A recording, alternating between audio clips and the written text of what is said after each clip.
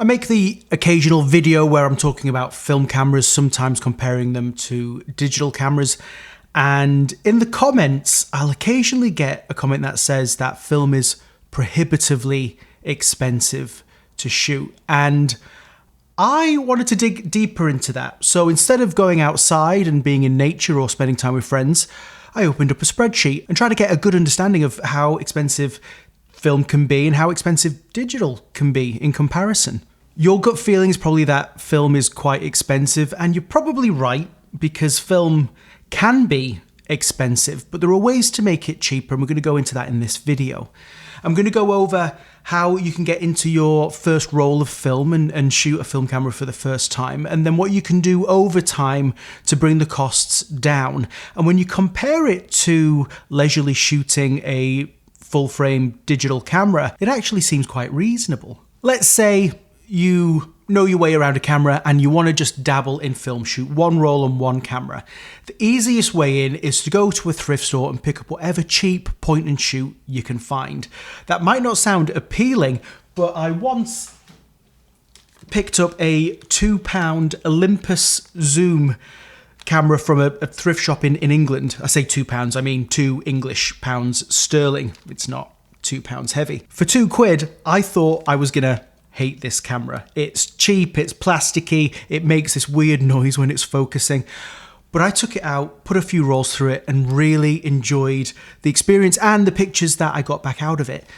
There are loads of options for this, from the Box Brownie camera, which will take medium format sized images, 6:9, which is way bigger than most medium format cameras will take. Digital medium format's actually quite tiny. Then you've got the Hasselblad 6:6 size. The Brownie takes 6:9, and you can see that it's on its way to being 4:5 sized images. And if you do pick up a Box Brownie, they're an absolute pleasure to use and a real piece of history, because this is what brought photography to the masses. They came out of the professional studio and into the hands of the working class. An absolute game changer. I'd say even a bigger game changer than the camera phone. Let's say that you paid a bit more than £2 for one of these cameras. Let's say you paid $30. Any point and shoot is going to do the job.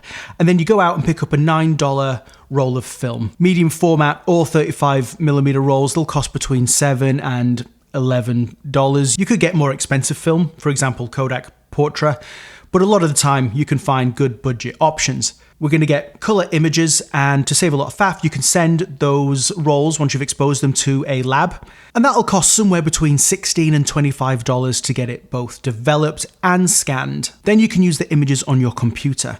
Whether it's digital or film that you're shooting, you're probably going to need a computer and editing software, so all of those things would cancel out in one of these comparisons. You get your images back, and you've spent $59 to get a roll of film shot, and you've got a camera that you can use forever out of the deal. That is the equivalent of 10 bags of family-sized Cheetos, with the bonus here that you won't get orange fingers when you're done. Yes, when you look at the cost per frame, it is expensive. That large 6:9 negative, it's only going to give you 8 frames on the roll. So you've just spent $7.30 for each of those frames. If you're going to shoot 35mm film, you're going to get 36 frames, and that will come to about $1.60 each in this case. Of course, when you shoot your next roll of film, you're not going to buy a new camera to go with it, unless you've got a film camera buying problem, meaning that these costs per frame will be half for every roll of film going forwards. And now you've got your feet wet in film. You've had this beautiful film experience. You've got these beautiful film images back. You could stop there and be quite happy. Anyone who's into photography is going to be in love with the pictures that they take. Their first film roll is going to feel amazing. And I hope you all get to experience that at least once at some point. Now, even $1.60 a frame is in reality quite expensive. Doing that forever would get out of hand. So there are ways to bring those costs back down. I'm going to base this analysis primarily around 35mm film, because you can directly compare full frame digital to 35mm film. In the digital world, because medium format's a lot smaller than film medium format, there really is no comparison. If you're going to shoot a 6x6 or a 6x9, your only option really is to shoot film. If you're going into 4x5, there is absolutely no digital equivalent to help you out there. Going forwards, each roll of film is going to cost you somewhere around $11, and then the developing and scanning is going to be around $20. So that's $31 per roll going forwards. If you're shooting a Hasselblad and you're getting 6x6 negatives, you'll get 12 on the roll, and that'll be $2.50 a frame. And for 35mm film, it's going to cost you around 86 cents for every frame that you shoot. Expensive? Yes. Prohibitively expensive? Not really. It depends on how much you shoot, and we'll get into that a bit more. This is the way you can start bringing those costs all the way down. First of all, we can start developing our negatives at home. When it comes to home developing, doing black and white is actually not that difficult to do, and it's something that I quite enjoy. It's almost like a hobby in itself, developing film. And the chemicals that you're using for black and white aren't that bad. You can push and pull black and white film. There's a lot of fun that you can have. With color, the chemicals get more expensive, the temperature ranges get a little bit more strict, and the chemicals are a little bit more nasty. You absolutely can develop color at home, but especially starting out, I would recommend sticking with black and white. The basic kit you're going to need is at least a developing tank. This is what you put the negatives in, and then all the chemicals go in as well. You'll need a couple of measuring tubes, maybe even a film puller, a timer, a thermometer. You can get all of these pieces one by one off Amazon for not a lot, but there are kits that you can buy, like this one off B&H for $60 that gives you a bunch of bottles and the timers and the thermometers and the measuring tubes and all of that, so you don't have to worry about anything. And then you're going to need that dark bag so you can get the film from the canister onto the reel without it seeing daylight and ruining the pictures that you've taken. You're going to have to then scan your developed film. The easiest way is to get a cheap light table. I've used one of these for years and they do an absolutely great job. You put your film on the light table, and then I use a full frame camera on a copy stand to digitize the negatives, but you can start off just by using your cell phone and figure out the rest later on. For $154, you've now got all the kit you need to develop film at home, and this kit will last a lifetime. It doesn't need upgrading. And the same can be said for the cameras that you're buying. Buying a film camera isn't like buying a digital camera that will be obsolete in 4 or 5 years' time. A film camera, weirdly, is already obsolete. It's at the bottom of its depreciation curve, but it will never be replaced by a better model. You will already have the best film camera you could ever buy by just picking up a point and shoot or a Pentax K1000 or a Spotmatic or a Hasselblad 500. It's the best camera you can buy, and it will never be replaced by a better one, which is pretty sweet in my opinion. You've got all of your home developing kit. There's a few consumables that you're going to need as well. The chemicals that go into the developing tank, a developer, a fixer, and a stop bath at the very least. All of that comes to about $41, and it will do 12 rolls of 35mm film. That's $3.40 a roll, or 9 cents a frame. You can see how this is already way cheaper than sending out to a lab. Or it'll do 7 rolls of medium format film, so that's $5.90 a roll. And if you're shooting, for example, a Hasselblad that takes a 6x6 frame, it'll be 50 cents a frame to develop it in this way. You can take this one level higher if you really want to get those costs to the absolute rock bottom by bulk loading your own film. You can get old book loaders off eBay. You put 100 feet of 35mm film into one of these things. You can pick up a few empty canisters, and then you'll spend an evening just rolling them out into 36 exposure rolls. You could even make shorter rolls if you're going to go out and do something quickly and you don't want to waste a full 36 exposure roll on it. If you're going to get a brand new bulk loader, you can find them for about $50 and then $9 for the canisters, but you can get all of these used online, or if you've got a good friend who's getting rid of one, you might get a good deal somewhere. For $59, you've now got, again, equipment that will last a lifetime. The only consumable you're going to buy is the 100 feet roll, and you can get this Kentmere 400 roll for $100. 18 36 exposure rolls can be made from that large bulk roll. And now you've got a roll that's $5.50 instead of the $8, $9, $10, $11 rolls. And that comes to 15 cents a frame.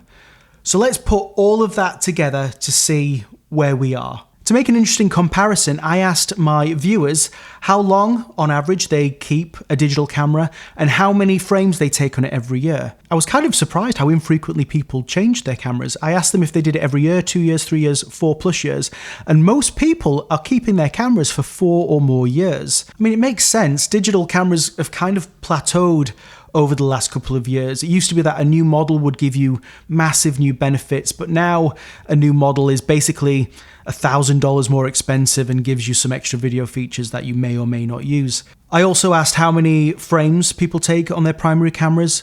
This one was interesting as well, because it seems like 66% of people are shooting only between 1 and 500 frames a month. That's not a lot, but I am coming from the perspective of someone who shoots 10,000 images a year, which is quite a lot compared to the 1,500 images suggested by this questionnaire. And it makes for a better comparison to a film camera where you're probably going to take fewer pictures on it anyway. Out of the 10,000 pictures that I take, I know that a lot of them are repeat pictures or pictures that I took knowing that I'm going to delete them later.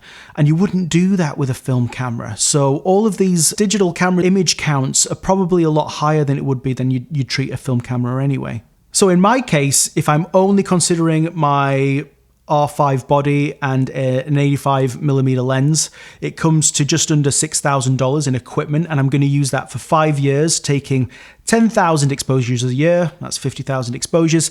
That comes to about 11 cents a frame. For people who are having a more leisurely time with their cameras and using it for fun, you might, in a full frame world, be going for something at the other end of the scale, like an R8 and a nice 50mm lens. That'll come to just over $1,600. And if we're going to take 1,500 exposures over 4 years, that's 6,000 exposures, and it's going to cost about 28 cents for every frame that you take. I've included the price of the digital camera into the per frame figure because digital cameras do become obsolete and they will get replaced by a newer model at some point. Of course, some people keep their cameras longer than others.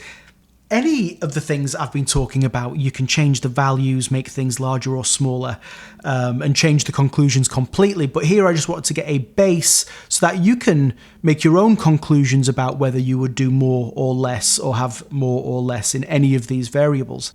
For film cameras, it's a little bit different. You could go onto KEH and they've got a return policy and a warranty, and you can pick up a Pentax K1000 and a 50mm lens for $276. Of course, you could go onto Facebook and find it for half that price, but you're not going to be as certain it's going to work. But once you've played with a few mechanical film cameras, they're not that complicated. You can figure out pretty fast if they're going to work or not. And that's where you can find the real bargains. If you want to avoid all the home developing and you're just going to send all of your film off to a lab, especially if you're going to be shooting color, 6,000 exposures is going to cost way over $5,000. That's 96 cents a frame. When people say that film is prohibitively expensive, this is probably the scenario that they're thinking about. Sending every roll to a lab and taking as many frames as they would on a digital camera. When you're shooting film, I think you would be shooting at least a quarter less, a third less, sometimes a half fewer frames than you would on a digital camera.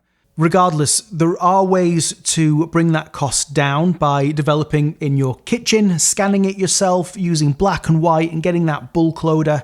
So then you've just added that $213 developing equipment to the list of things that you're going to be keeping forever. So again, it will not go out of date.